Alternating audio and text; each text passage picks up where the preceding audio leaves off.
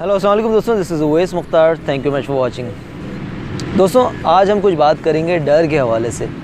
Fear, खौफ, डर, ये तमाम जो लफ्ज़ हैं वो एक ही जानिब इशारा करते हैं और ये वो सिलसिला है जो हमें किसी भी काम से करने से रोक रहा होता है।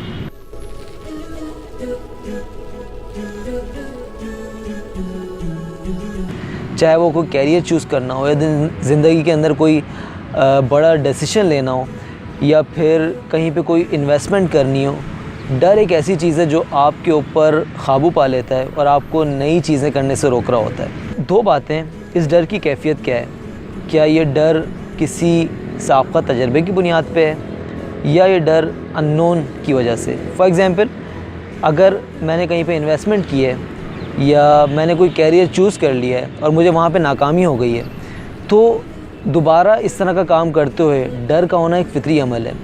यानी ये एक पॉजिटिव चीज़ है कि आपको डर रोकता है कि आप पुराने जिस तरह का आपका तजर्बा हुआ है, जिस तरह की आपने इन्वेस्टमेंट की और इन्वेस्टमेंट नाकाम हो गई, तो डर आपको दोबारा से वो काम करने से रोकेगा, जो कि एक पॉजिटिव चीज़ है।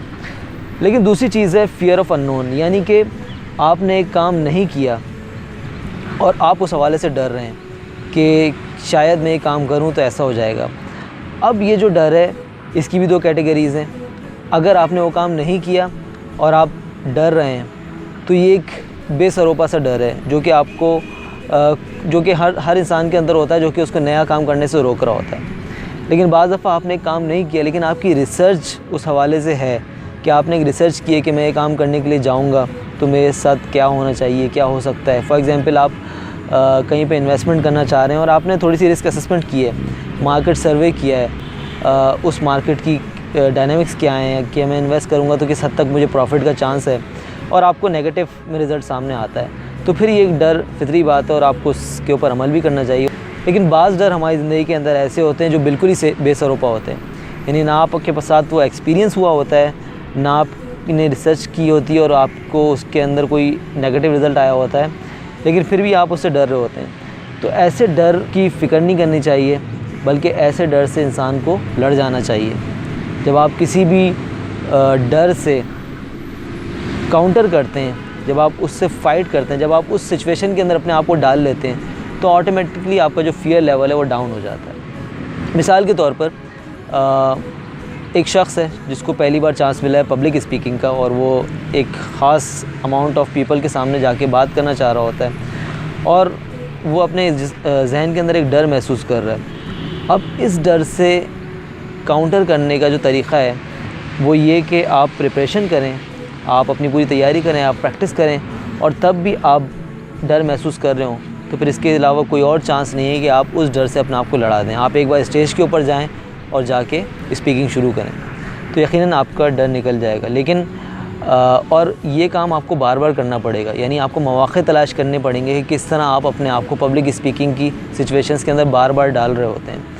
और जब आप ये काम मुसलसल करते रहेंगे तो इवेंचुअली एक वक्त आता है कि आपका डर निकल जाता है। अकेले किसी बड़े डिसीजन को लेना, ये भी एक डर होता है जो हम सबके दरमियान होता है, और इस डर को भी काउंटर करने के लिए हमें यही करना पड़ता है कि हमें बार बार इस तरह की सिचुएशंस के अंदर अपने आप को डालना पड़ता है कि हम इस तरह की सिचुएशंस के अंदर आएँ जब हमें अकेला डिसीजन लेना हो, तो यकीनन हमारा डर निकल जाता है। एक छोटा सा वाक़या मैं आपसे शेयर करना चाहूँगा कि जब मैंने आई एम अ स्विमर, और जब मैंने स्विमिंग स्टार्ट की थी तो गहरे पानी से मुझे डर लगता था। मैंने कम गहरे पानी के अंदर तैरना स्टार्ट किया, तैरना सीखा, और एक वक्त आया कि मैं किसी भी सपोर्ट के बिना उस कम गहरे पानी के अंदर तैरना शुरू हो गया। लेकिन जब भी मैं गहरे पानी के अंदर जाता तो मुझे खौफ सा होता। तो इवेंचुअली मैंने उस खौफ के ऊपर काबू पाने के लिए, जो मेरे ट्रेनर थे उन्होंने बोला जो तुम लाइफ सपोर्ट है, लाइफ जैकेट है, ये पहन के गहरे पानी में जाओ। और इवेंचुअली मैंने लाइफ जैकेट पहन के गहरे पानी में जाना शुरू किया और मैंने गहरे पानी से अपने आप को अवेयर कर लिया। लेकिन फिर भी मेरे अंदर खौफ इतना था कि मैं लाइफ जैकेट उतारता नहीं था। एक दिन ऐसा हुआ कि जब मेरे ट्रेनर ने देखा कि बहुत दिन हो गए हैं वो इस गहरे पानी में अभी तक कंफर्टेबल नहीं हुआ है, तो उन्होंने एक दिन कहा कि वैसे अपने लाइफ जैकेट वगैरह उतारो, मेरे पास आओ। मैं लाइफ जैकेट उतारी, उनके पास गया, वो मुझे बातें करते करते गहरे पानी की तरफ वॉक करते हुए ले गए स्विमिंग पूल के। कॉर्नर के ऊपर, और अचानक उन्होंने मुझे उठा के गहरे पानी के अंदर फेंक दिया। जैसे मैं गहरे पानी के अंदर गिरा तो अचानक एक खौफ की कैफियत मेरे अंदर तारी हो गई। मैंने चीखना चिल्लाना शुरू किया और हाथ पैर मारने शुरू किए, और मैंने एक्ट ऐसा किया जैसे मैं डूब जाऊंगा। मैंने उनको मदद के लिए पुकारा, लेकिन वो किनारे के ऊपर खड़े हुए हंसते रहे, और हाथ पैर मारते मारते मारते मारते फिर मेरे जहन में ख़्याल आया कि काफ़ी देर हो गई मैं डूबा नहीं हूँ, तो यकीनन कुछ मैंने किया है जिसकी वजह से मैंने डूबा नहीं हूँ। तो जो मैंने हाथ पैर मारे थे, जो मैंने स्विमिंग की टेक्निक्स थी वो अपनाना शुरू की।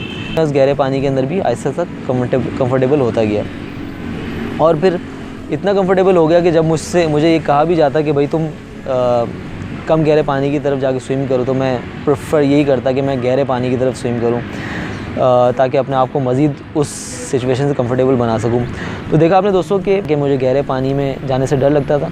तो उस चीज़ को काउंटर करने के लिए जो चीज़ मैंने की, जो चीज़ मेरे ट्रेनर ने मेरे ऊपर इम्पोज़ की, वही कि उसने मुझे उस सिचुएशन से लड़ा दिया, बग़ैर जाने बूझे कि मैं उस पानी के अंदर एक्ट कैसे करता हूँ। मैं डूब भी सकता था, लेकिन खैर वो किनारे के ऊपर खड़े थे, वो मुझे बचा लेते, या कुछ भी ऐसी सिचुएशन होती, बहुत से हादसा भी हो सकते हैं, लेकिन उन्होंने मुझे उस सिचुएशन के अंदर फेंक दिया, और मैं अपनी कोशिश से और अपनी टेक्निक इस्तेमाल करके उस सिचुएशन से बाहर आया।